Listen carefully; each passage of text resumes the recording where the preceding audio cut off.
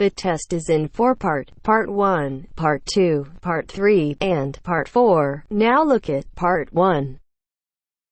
You will hear two students talking about university clubs and societies.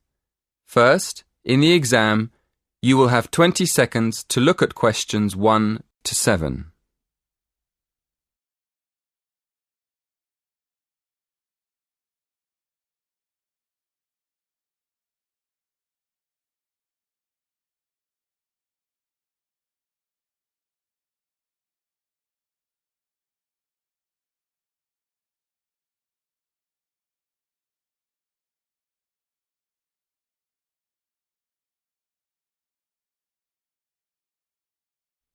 Listen carefully and answer questions 1 to 7. Hello, are you the person to ask about joining a club? Yes, I am. What would you like to know?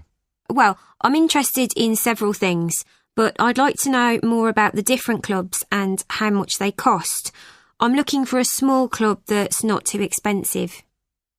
OK. Have a look at this table. You can see the names of the clubs, the fees, and the number of members. I'm afraid they aren't in any order. If you look at the top of the list, the first club is table tennis. That's one of our new clubs. Oh, right. So the table tennis club costs £20. That's quite expensive. Yes, it is a bit expensive. The cross-country cycling club is cheaper, though. Membership fees are only £15, but on the other hand, it's got 100 members. The film and drama club costs a lot, doesn't it? Yes, £50 is a lot, and that's probably why it only has 12 members. Is there any other club you think looks interesting? Look at the next one, street dance. Have you ever done any street dance? No, I haven't really. It's the cheapest. It only costs £5. OK. Shall we start with your interests? What do you like doing best? Well, I like photography. I've got a professional camera, so I take it quite seriously. But I can't really imagine belonging to a club to take photographs. I usually go on long walks on my own and take photos. So I like photography, but I wouldn't want to join a club to do it. OK. So what else do you like doing? Running? Oh no, not running. I like walking, but I hate running. I'm afraid the running club isn't for me, or the cycling club. And film and drama? No, it's far too expensive. But I do like yoga. I've practiced yoga on and off for years. How many members does the yoga club have? It's always a small group. A lot of people sign up at the beginning of term, but they stop going after a few weeks. So they're left with a few regular members every year. That sounds good. I think I'd like to join the yoga club. And what about the contemporary dance club? Is it expensive? Contemporary dance? No, it's not expensive. £10 for the term. Do you like dance? Well, I've never tried contemporary dance, but I do like jazz and tap dance. How often does the group meet? Before you hear the rest of the conversation, in the exam, you will have 20 seconds to look at questions 8 to 10.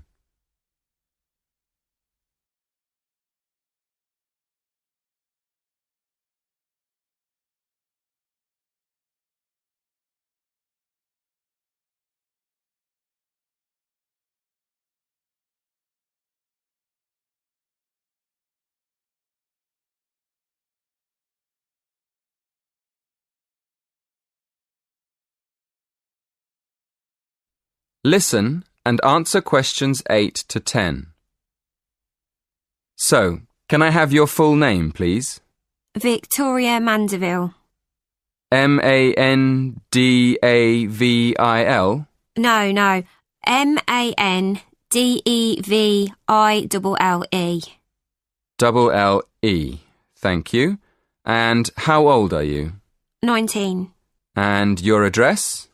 57, Bury Gardens, Atherton Park, Manchester, M46. How do you spell Bury? B-E-R-R-Y? No, It's B-U-R-Y. Right. B-U-R-Y. And do you have a contact number? Yes, my mobile is 07942 573 279.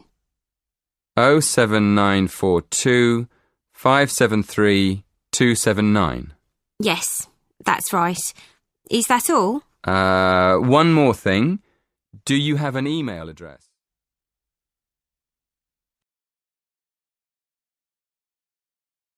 That is the end of part 1. You now have half a minute to check your answers.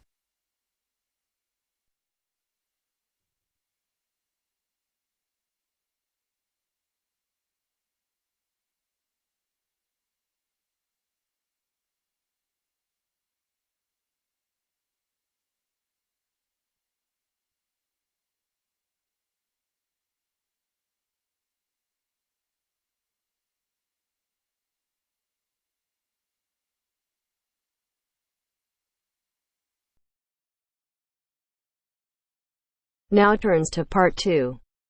Part 2. You will hear a talk about safety in different regions. First, look at questions 11 to 14.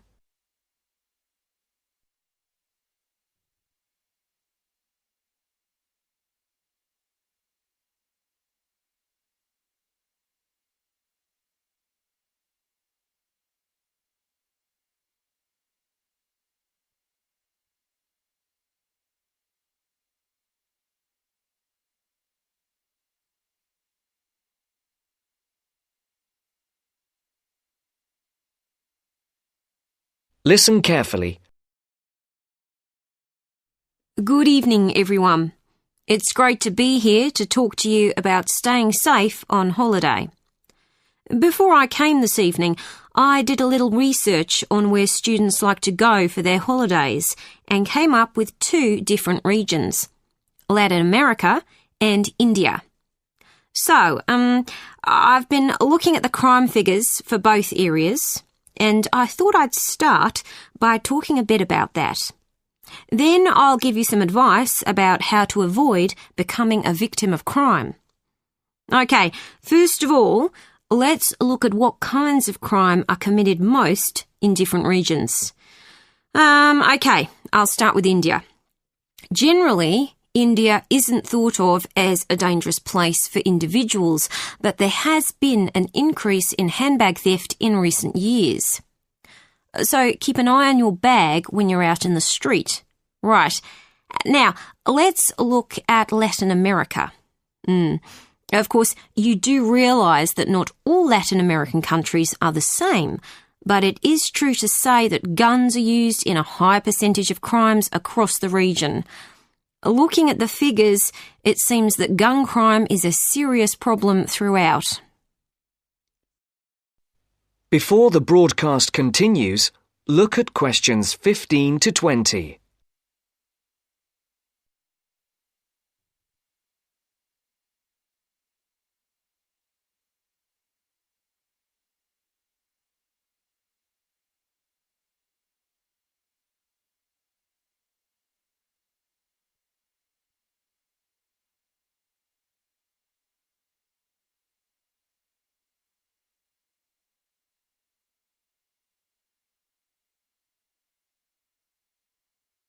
You will now listen to the second part of the talk.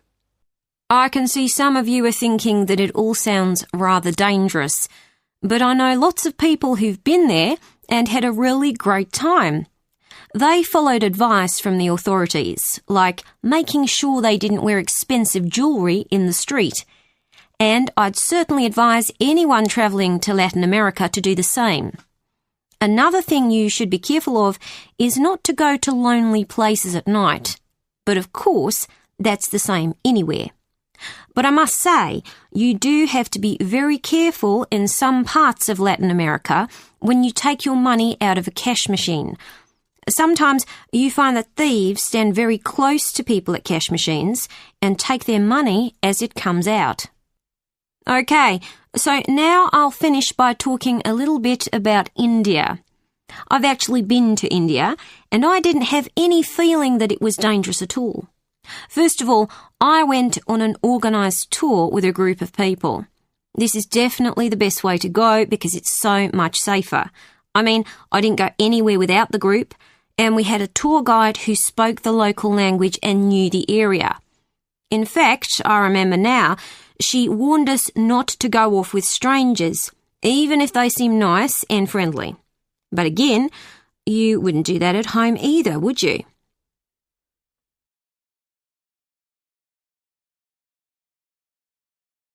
That is the end of part 2. You now have half a minute to check your answers.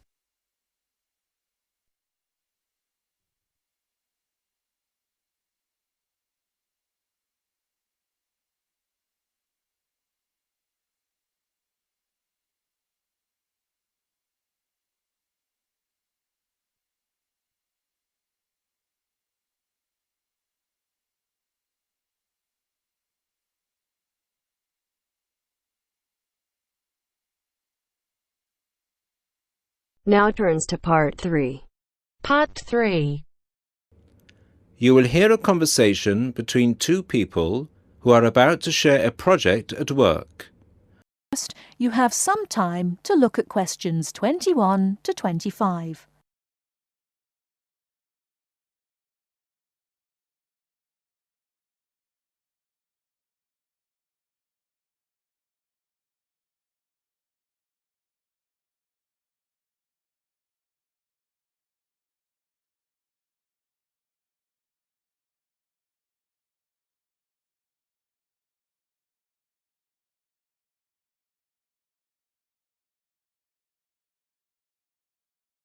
Now, listen carefully and answer questions 21 to 25. Hi Bill, how are you? I'm okay now, Sarah, but I was so ill last week. Oh dear, what was the problem? Did you eat that dodgy fish in the canteen? No. At first, I thought it was a cold, but then my head started hurting and my eyes started to go blurry.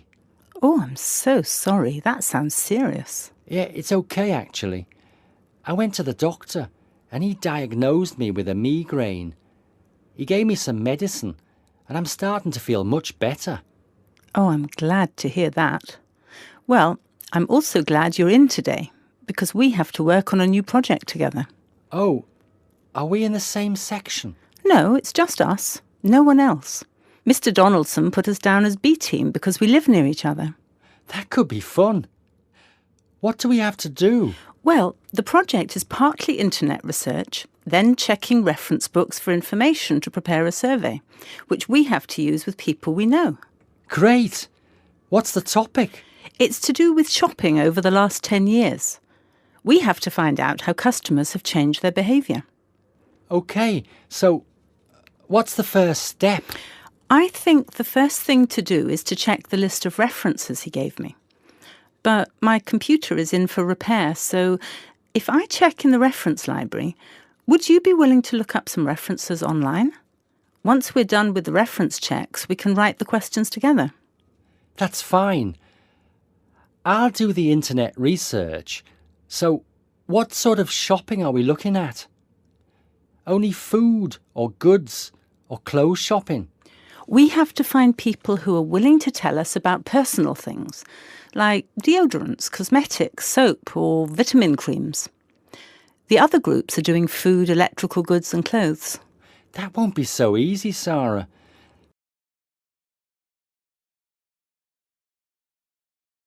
Before you hear the rest of the talk, you have some time to look at questions 26 to 30.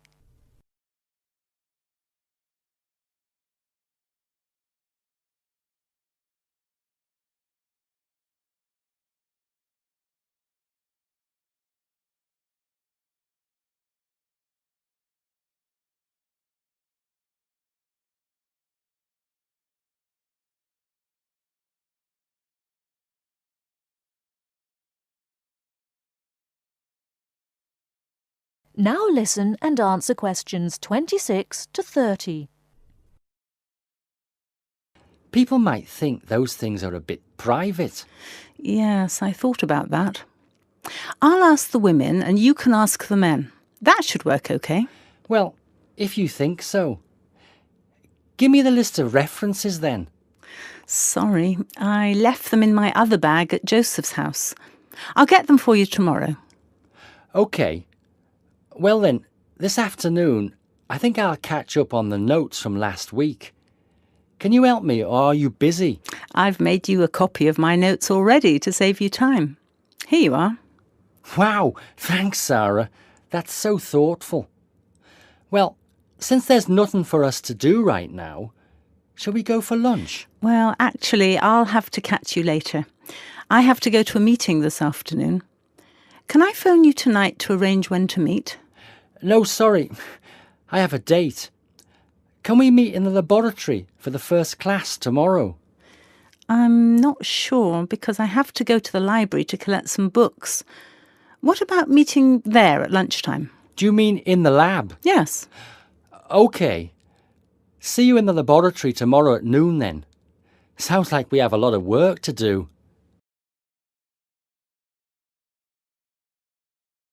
That is the end of part 3.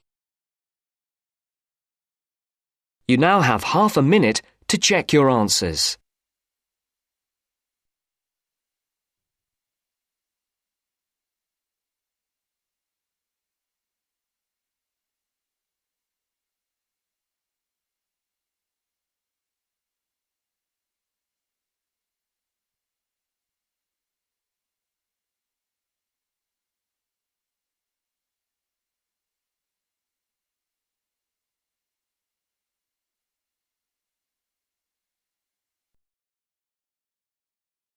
Now turns to part 4. Part 4. You will hear an orientation lecture on sports therapy. First, you have some time to look at questions 31 to 40.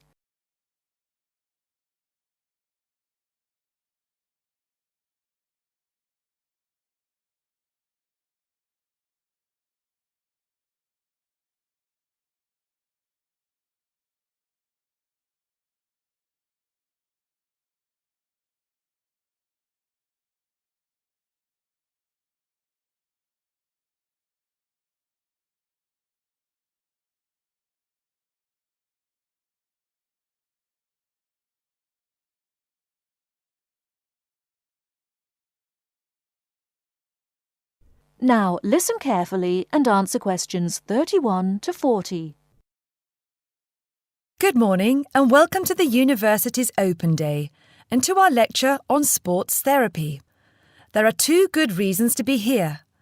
Firstly, you will experience what a university lecture is like, so take out your notebook and pen. And secondly, you will find out about the sports therapy programme.